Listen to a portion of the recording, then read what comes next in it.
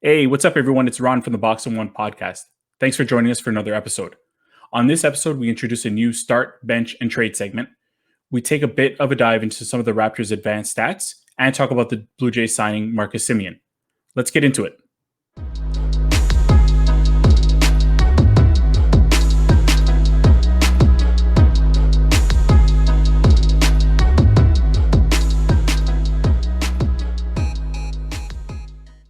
Hey, what's up, Box in One World? We're back with another episode. I'm one of your hosts, Ron Salgado. I'm also joined by Pramit Bose and Azam Faruqi. Boys, how you doing?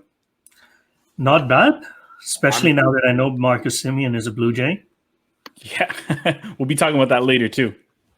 Awesome. Pramit?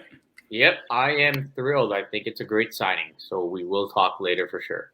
Awesome. So let's get things moving. And I wanted to start with, last week we started with the buy or sell segment, which we introduced. This week we're going to start with another new one, which is start, bench, and trade.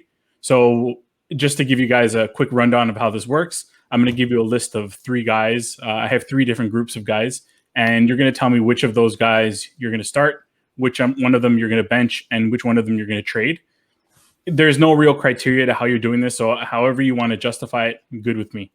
So we're going to start with the first group. So the first group, it's kind of like the marry one, kill one, sleep with one, right? That's exactly what I was going for. And okay. To all you listeners and anybody watching on YouTube, feel free to give us any feedback on any kind of games you want us to play with this stuff. We're open to trying anything. We're kind of trying to introduce stuff to break up the content a little bit. So the first group we have here, Teoscar Hernandez, Randall Grichuk, and Lourdes Gurriel. And this is kind of, since the George Springer signing came out, this might be sort of an actual real world example. So Pramit, we'll start with you. How do you run this one down?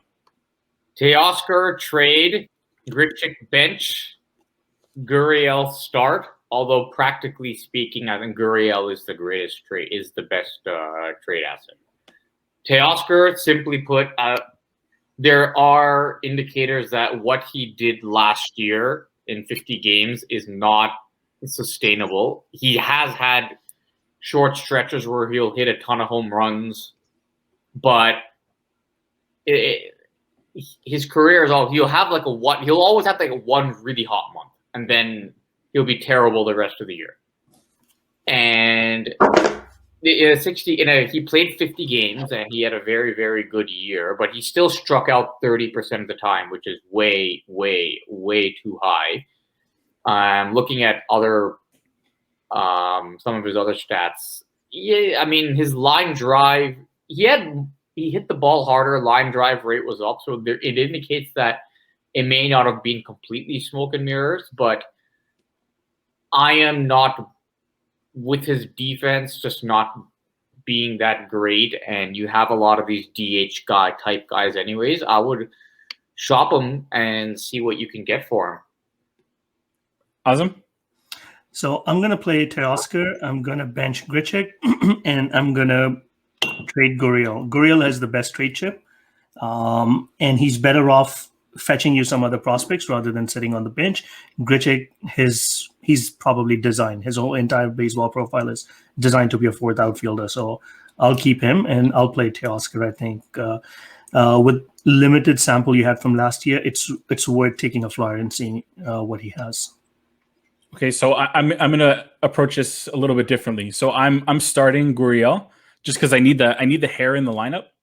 So I'm going to bench Teoscar. I want that bat coming off the bench, and I need some free swinging. And then Randall Grichuk, I don't know. He's kind of vanilla to me. He doesn't really do anything for me. So I'm trading Grichuk, and hopefully I'm getting something for him. All right. Yeah, so you'll get a roster spot. However, well, just to finish that off, I think that Teoscar profiles again as like a DH type, and we have too many of those. So that's my approach. Now, realistically, I think what Azam's list will likely be what ends up happening, but I would do it the other, like by trading Teoscar. Yeah. Agreed. So the next group, and Azam, if you want to kind of lean back a little bit, you can show off your stupid sweater. Awful. You can't. I don't even have my Dolphins mug today to combat that. But so the second group, for start bench trade: Tom Brady, Patrick Mahomes, and Peyton Manning. And this is kind of in honor of the Super Bowl, which will be taking place in a couple of weeks. So Azam, we'll start. I don't even need to start with you, but like I know where you're going with this, but let's go with you first. So I'll be honest. So I mean, full disclosure, I've always been a Brady fan. Here's the thing: if you had put Aaron Rodgers in there, I probably would have gone with him, because even though my favorite player in football player is Brady, I think Rodgers to me is the most talented quarterback, at least since I've started following football, which is not very long ago. So I can't say for all the old guys, but as far as like a copybook, textbook quarterback's concerned, Rodgers for me is out there probably the best. In this instance, you know what I mean? You can go either way. There's no wrong answer. I'm going to go with Brady just because regardless of what you say, all those fourth quarter comebacks, it's got to start accounting for something, right?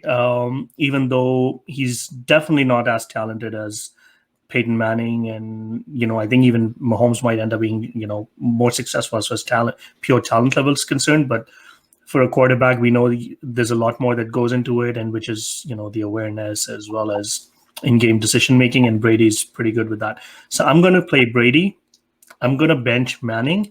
The reason is because Mahomes can fetch me a lot of return with this game. Fair enough. I'm okay. I mean, wasn't it's surprised. Hard, right? You can make any argument because Mahomes, I was thinking, first 31 games, he has the greatest quarterback rating of all time. And that's why he's won a Super Bowl, and he's in his second one. So he's already starting to get into that conversation as far as success is concerned. That's why I threw him into the list, and it's kind of interesting because of he doesn't have the longevity necessarily, but he's had the early success. So Pramit, I know you're not a big football guy, but I'm sure you can come up with some kind of arguments on this. I would probably go with Azam's list, to be honest with you. I'm not a big football fan, but I mean, when you have a guy that could win 7 Super Bowl, could win his 7th Super Bowl. I know some of those games, those wins were due to defense, for example, like the Rams one, for example. But I mean, appearing in 10 and longevity over 20 years, we don't like. The longevity to me is what seals it. Like, this is like stupid. 20, like a 40-something-year-old going to the Super Bowl. So I'd have to go with that. Again, I would trade Mahomes because of the return you could get, and then Manning just because you have to bench somebody. But he's great too. See, I think you guys are looking at this from the right way. Me, hell no, I'm not taking Brady. So for sure, he's out. I'm trading him. 43, I'm probably not getting much return for him. Maybe somebody will give me something for him, but I do not want Brady anywhere near my team. I'm starting Peyton Manning. Always been a big Peyton Manning fan. He got a lot of hate because lack of success until his run later on, but that's fine. I think I'm a big Dan Marino fan, and Dan Marino made it to the one Super Bowl, didn't win. I don't think that takes anything away from the fact that he was a great quarterback. Same with Peyton Manning. Sometimes if you're not paired with a competent front office who's able to make good decisions and get you good defense and get you good players around you, I don't think that's on the quarterback. So I'm starting Manning. I still think he's the greatest. Then I'm benching Pat Mahomes because I want him coming off the bench just for that little change of pace. He doesn't have the longevity, but I mean, he's in a short career. He's still outstanding. If he wins in 2 weeks, he ties Peyton for 2. Yeah, and it'll put him on the same pace as Tom Brady this early on in his career with the 2 Super Bowl wins. And he'd be younger. Yeah, right. Exactly. Yeah. I mean, I do think that Manning gets criticized for, he only won 2. Well, that's hard. That's so hard. It's not easy to win, right? And that's why, regardless of whatever factors are there, it's even winning 1 Super Bowl in your career is a pretty big deal. Yeah. And that's why for me, winning 6 becomes such a big deal, regardless of all factors. I mean, let's be honest. The second Super Bowl ring, if we look at it that way, Peyton Manning, defense carried it all the way. All Peyton had to do was not screw it up. And if you could see that since that neck injury, he wasn't the same player. He was getting rid of the ball a lot quicker, and he wasn't the same vintage Peyton. So it wasn't as if he led them to the second ring. Yeah. But you can't take away the fact that he was there, right? And I know that's not a measure of success. I agree on Dan Marino, arguably top 3 quarterbacks of all time, maybe. But for me, besides football, I have some personal reasons for being a Brady fan. I think athletes are the only form of celebrity in which I think us normal human beings can probably relate to in some way, shape, or form. Like if you have a favorite actor or a singer, if they come up with a crappy album or a crappy movie, you come out and it sucked and you move on. But for an athlete, you're invested, right? So with their success, you kind of feel your success and you kind of feel the pain. If they lose, they don't do well. And for me, for someone like myself who's like, I cannot relate to Peyton Manning because of pedigree. Coming out of college and being like for me from that standpoint, if I look at Brady, 199 pick being passed over, not like probably the 5th or 6th quarterback picked in his draft, and getting to where he ended up being, it's something I can relate to in my life as a motivating factor.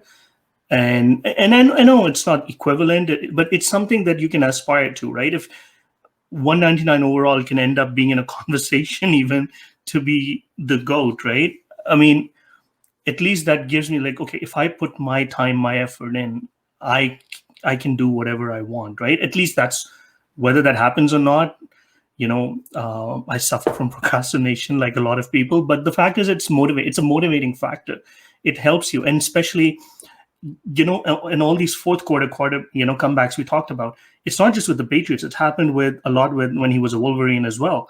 And then he had to play that extra year as well, right? And there were times when first couple of years he wasn't even a starting quarterback. He was benched a lot. He was third on the depth chart.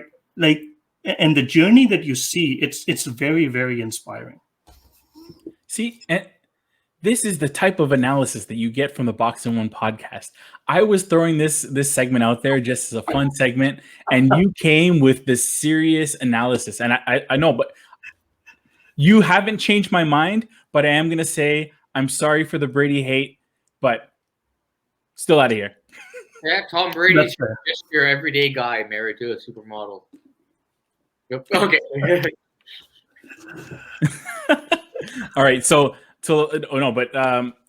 I honestly, like, Brady probably should be on my list, but the years of right, it's one of those things. Also, the years of him beating up on the Dolphins just hurt. So I can, like, it's just like the thought of the Bills making the Super Bowl was just no. I wasn't having that. All right, so moving on to the last grouping. So this is in honor of the 0 Hall of Fame inductions today, the Baseball Hall of Fame. So we have a list of Barry Bonds, Roger Clemens, and Manny Ramirez. Premit, you're first. Dark Bonds. Trade Clemens, bench Manny Ramirez. Bonds did stuff that nobody ever. Like, the guy had years where his on base percentage was over 500. Like, it was stupid. He did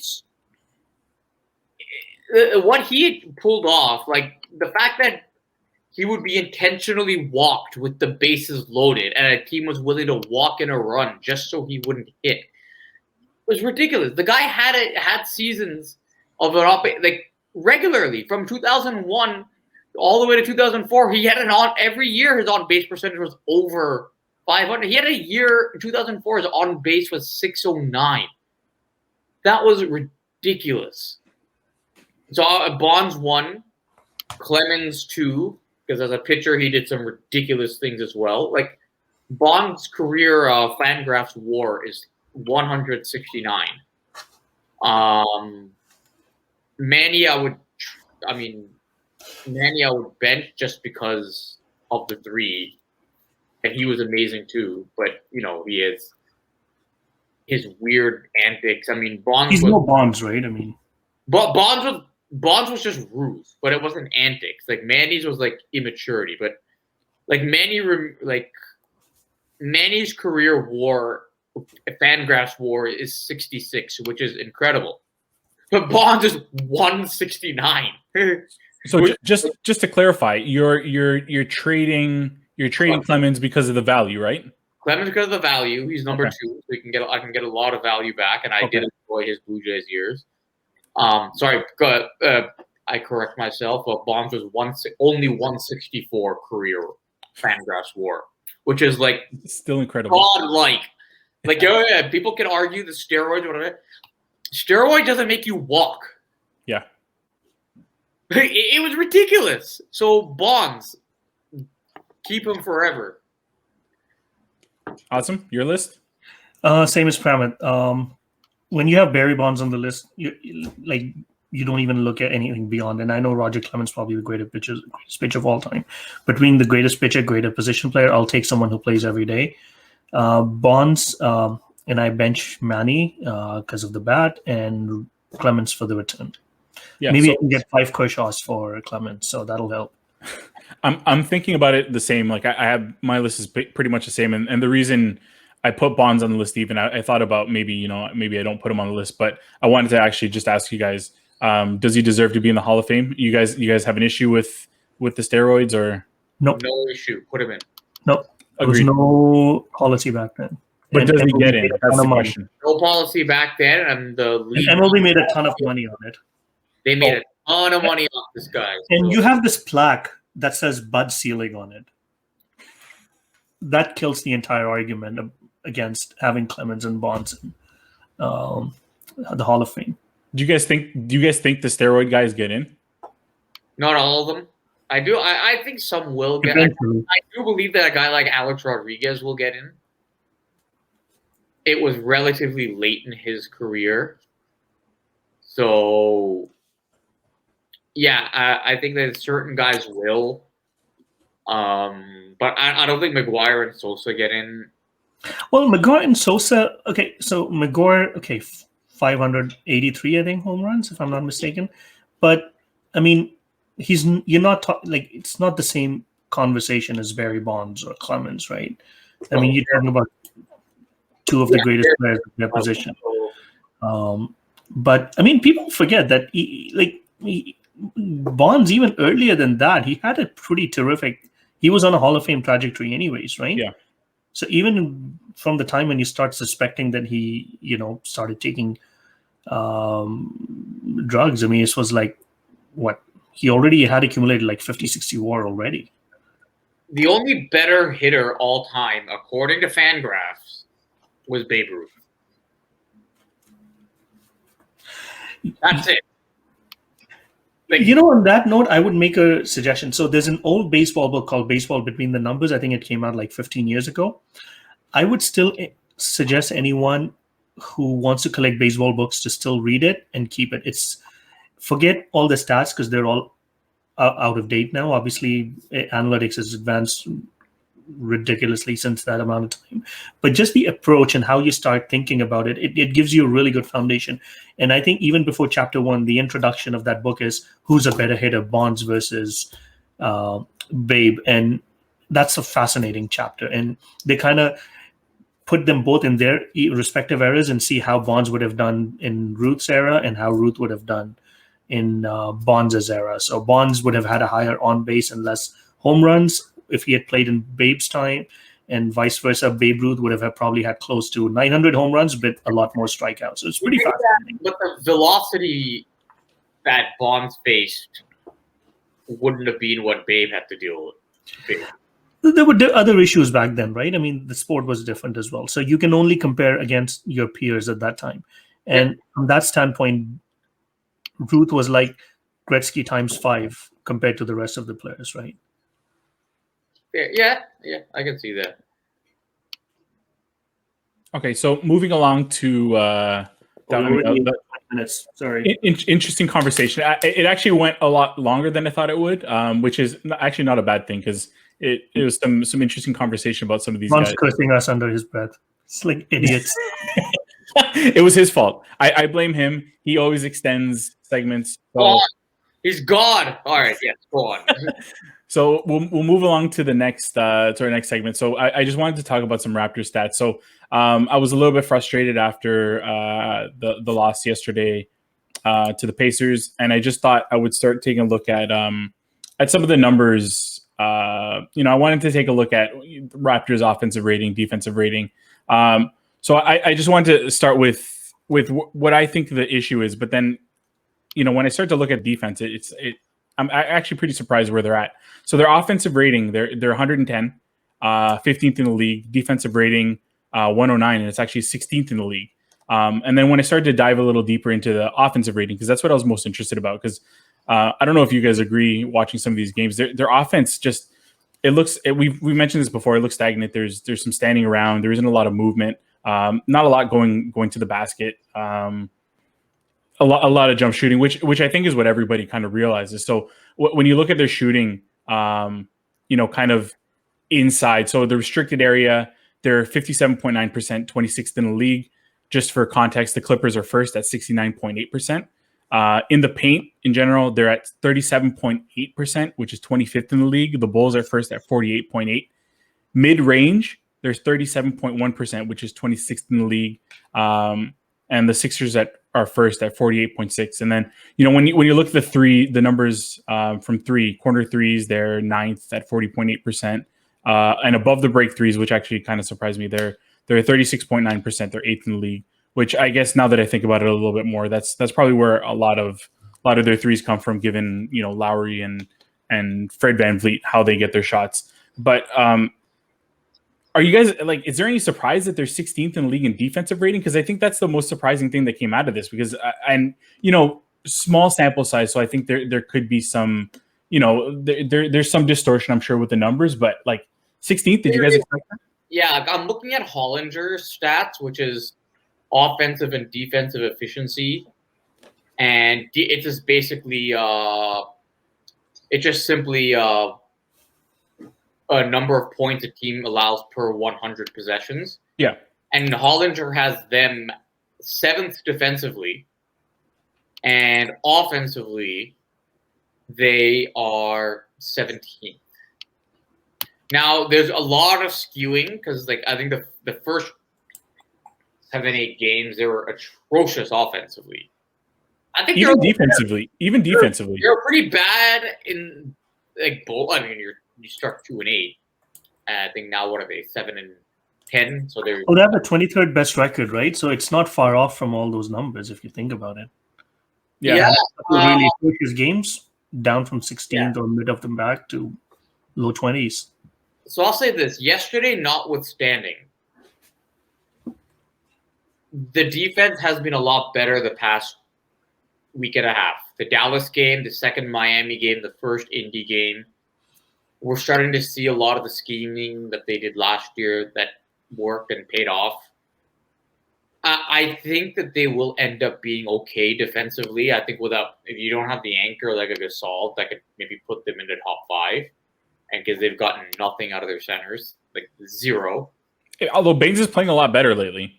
Playing a lot, well, you can't not be better, given how bad he was. Fair enough.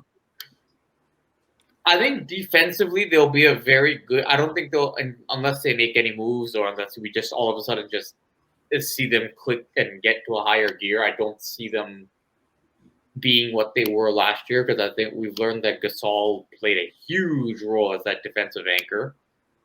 Offensively, I think they'll end up being where they were last year. Last year, they weren't even top 10 offensively, according to Hollinger. They were maybe 12th or 13th, but their defense was 2. That's what got them. That's what won them games. The creative scheming. So again, I have them. I'll stick with my pick of 6th seed. I think the lack of size is an issue, because just that extra rebound, or maybe that extra putback on offense, or just those little finer, those little granular details that a big man can provide them. They just don't have that. Yeah, what I'm getting at with these numbers is you still see a lot of this similar type issues that we had last year, where we're not getting a lot of looks at the basket, and I still think that's a product of not having a true creator who can really go one-on-one. You'll see them use the pick and roll, and often they'll pull up pull up at the 3-point line, sometimes for deep threes. I still like I don't even know what you can do at this point, but like there's still something missing offensively, and you can see it like yesterday's game. They still managed to put up 111 points, 115, whatever it was. They still put up a good number of points. I believe their offensive rating was still decent yesterday. Actually, it was fairly good yesterday, but when I think they shot 40%, and then what you run into when you're shooting 40% is you're giving up easier offense.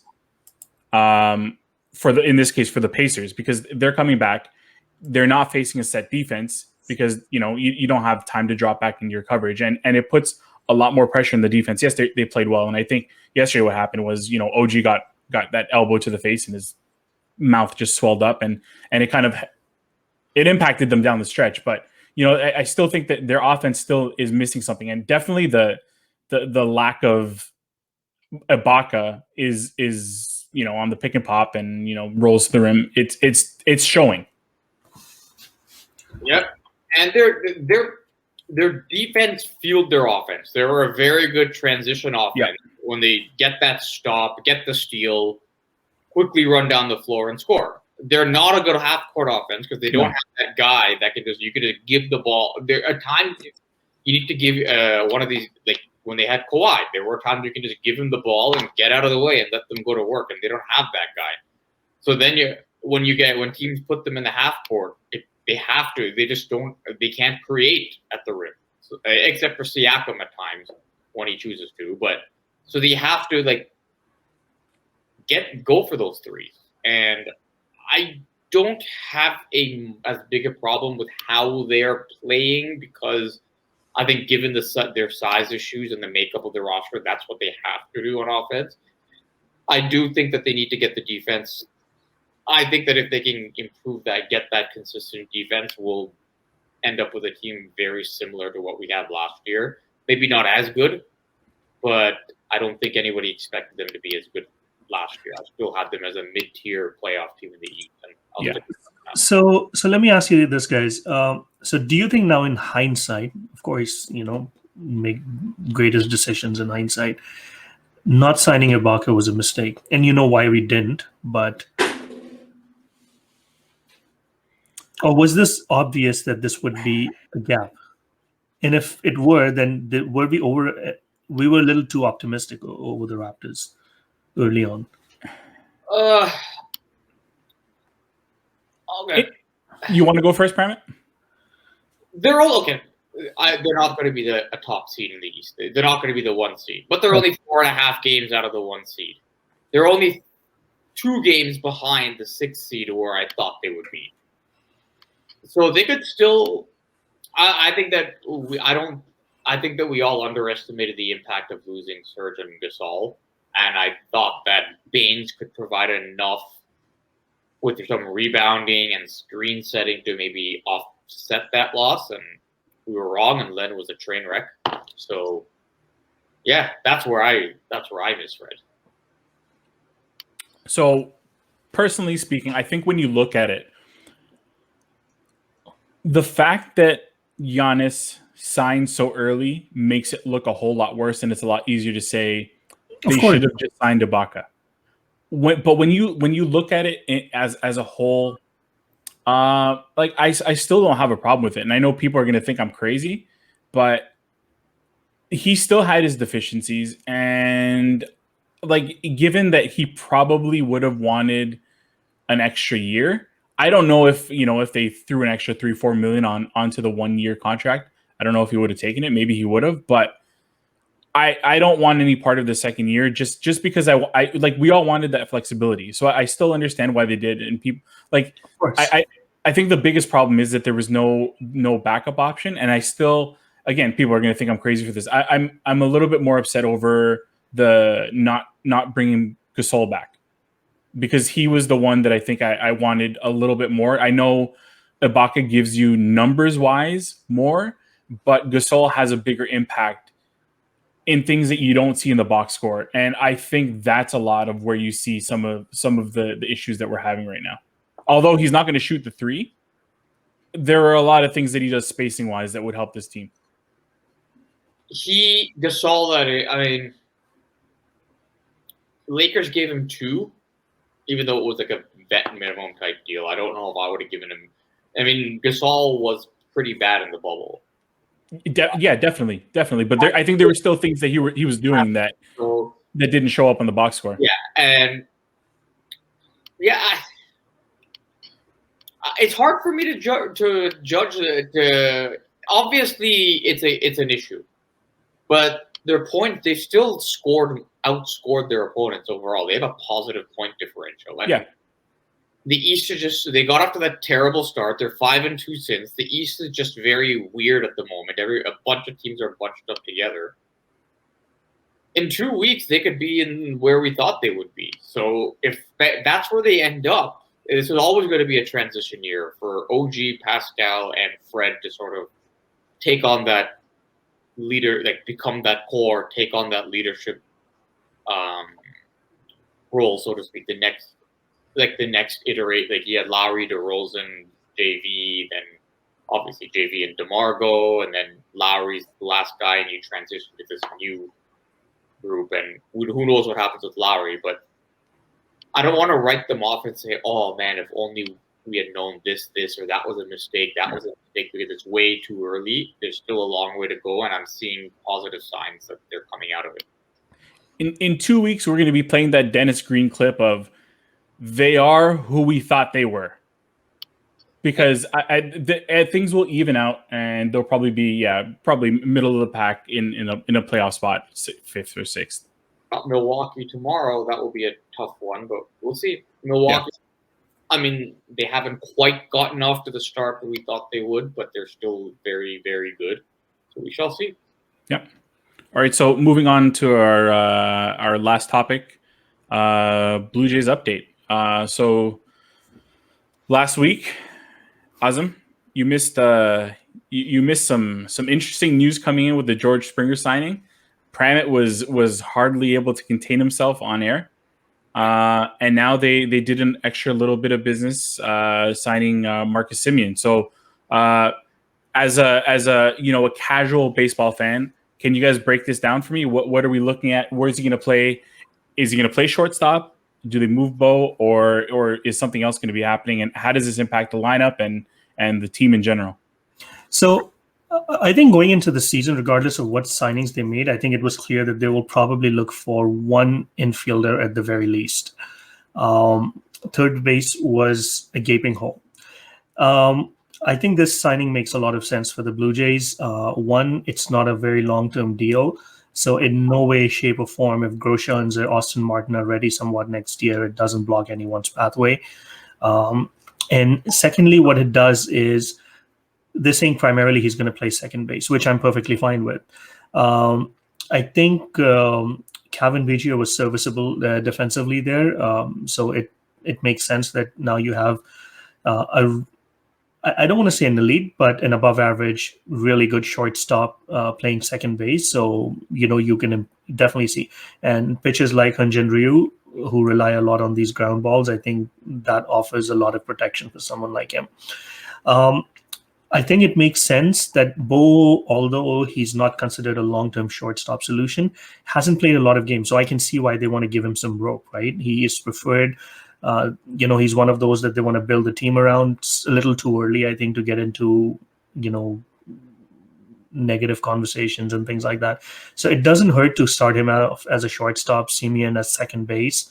And if Bo needs a day off or if he falters, you have a pretty solid shortstop to cover that in any case. So from that standpoint, it makes a lot of sense. What this does for Biggio is he could split time at third, or I don't know, maybe sometimes as DH as well. I think that, I wouldn't be surprised if they go on and get another infielder. Based on what they're doing, it seems like if you've already made that much commitment to be a better team, then who's stopping you? The two main holes that are remaining in this team are probably a third base as well as a starting pitcher. So where they go from here is very interesting. But I think this was a very, very solid signing for the Blue Jays. Yeah, great. Great signing. He was a terrible shortstop originally. Athletics brought back Ron Washington after he left the Rangers. They brought him back to work with Semien, turned him into the last few years he has made it to elite shortstop status and was third in MVP voting in 2019.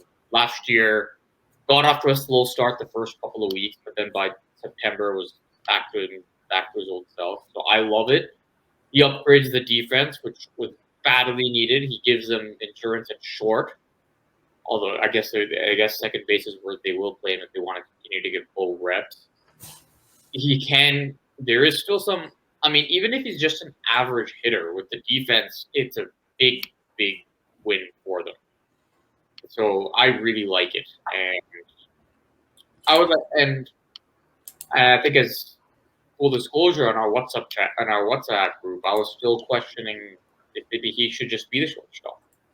I mean, you bring in one of the elite shortstops in the league and put him at second base. I understand why. I mean, Bo Bichette development and all that, but if you want to win now, put him there. So the thing is that all the FanGraph and all these defensive metrics really love him. But if you see the new StatCast metric, outs above average, it doesn't really rate him very favorably. I think he's actually below Bo for the 2020 season. Again, I mean, having said that, I still believe he's an upgrade over Bo at short. But I see the point of why they're doing what they're doing, whether we agree with it or not. But I think if his bat was somewhat even close to what it was in 2019, I think he's going to be they'll find a place for him, right? I mean, second base obviously he's the primary second baseman, but it won't be an issue if he hits the way he did in 2019. So offensively, they're definitely looking like they're in much better shape with Springer and Semien. Now, are you guys expecting anything from the Yates or Chatwood signings? Like, what do you guys? Prime, we kind of talked about this last week, but maybe Azam, give us your thoughts on. I know Kirby Yates, like he was coming off an injury last season, if I'm not mistaken, but before then he had a couple of really good seasons, right? I think he had a terrific 2019. I think, if you really think about it, like the amount of money that White Sox paid for Liam Hendricks, that's what Kirby Yates was in 2019. So, and the interesting thing is, just on a side note, in 2017, I wrote an article about Kirby Yates when he was playing for the Padres. He seemed to have turned the corner, and it seems like he's turned a few more corners since then. But I think that's an incredible signing. He could probably be their closer right out of the gate. He has, I think it's a split finger. That's the splitter that he's really mastered. He posted 3.4 FanGraph WAR in 2019, which for a reliever is as close to insane a number as you can have. He gives them a lot of depth at the back end of the bullpen. Tyler Chatwood, I don't know where I read who it, could have been Storton's article or I don't remember, but he's like the right-handed Robbie Ray. So he's another wild thing. Can strike out a ton of guys. Again, I see him in a relief role. So good signing. Definitely something in a short outing can be very, very effective. I think those are two pretty good signings there as well. Anything to add, Primate? No, I think he summarized it all very nicely. I'd forgotten how dominant Yates was in 2019. I mean, sometimes when you play in San Diego and San Diego wasn't that good a team, you forget it. But I think he brought up a very good point about he likely would have had he been healthy and been a free agent after 2019, he would have gotten the Hendricks contract last year. And so I think it's a good sign for them for sure. It's not like they're trying to get him to bounce back after 2, 3, 4 years. It's just the last full season. Chatwood I like too. He could be a guy that you put him in the pen He focuses on 2 pitches, just comes out and throws.